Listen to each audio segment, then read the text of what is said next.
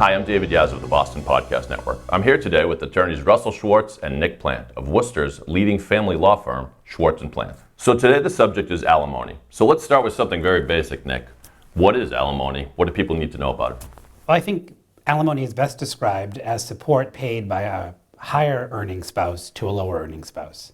It's support not geared for children. It's treated differently than child support, and it is designed for the support and maintenance of a spouse who's economically dependent on a higher earning spouse. Russ, what else should people know about it? Well, alimony in the old days used to be tax deductible. It's no longer tax deductible, and it's modifiable. And the laws that we follow guide us as to whether the alimony will go for a limited period of time, or an extended period of time, or for an indefinite period of time. Nick, I understand the laws changed in Massachusetts not too long ago on the subject of alimony. Tell us a little bit about that and what people should know.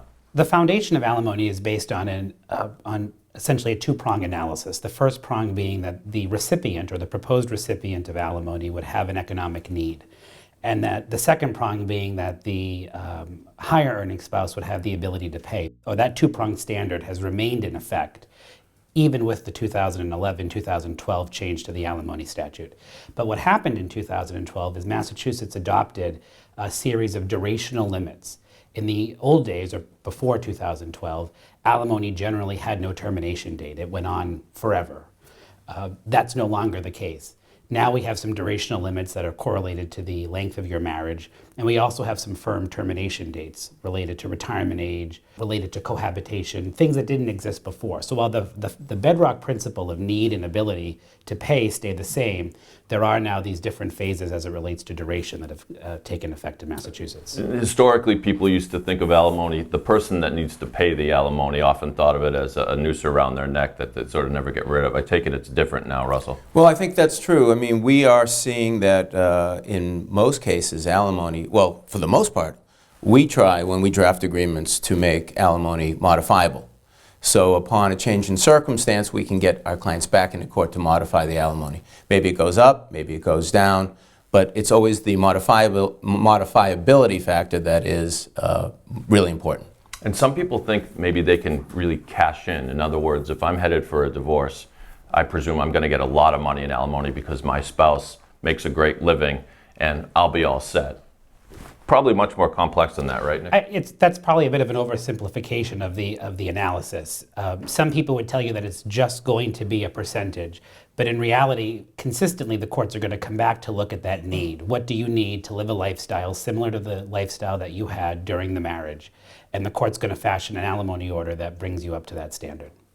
So granted, alimony is something people are going to have a lot of questions about. Now, whether someone is facing divorce or maybe considering divorce, they're going to want to know, what do I have to pay or what am I entitled to? What can they do, Russell, to have those questions answered for them? Well, certainly if we meet with a client, we ask them to bring in their financial information, their income statements, tax returns, those type of things. We look at their weekly expenses, and then we're able to fashion an order or a proposed order that will make sense to everybody involved. So if they bring their documents into us, take a quick look at it, fashion an order, give them something to think about. Nick, would you say your firm has a particular philosophy when it comes to representing clients in terms of alimony?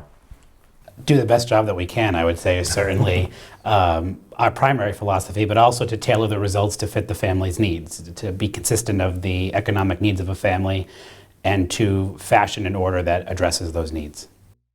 Thanks for listening to today's discussion. For more information on this topic and all topics surrounding family law, and to follow up with attorneys Schwartz and Plante, please visit the website at schwartzplante.com. And thanks for watching.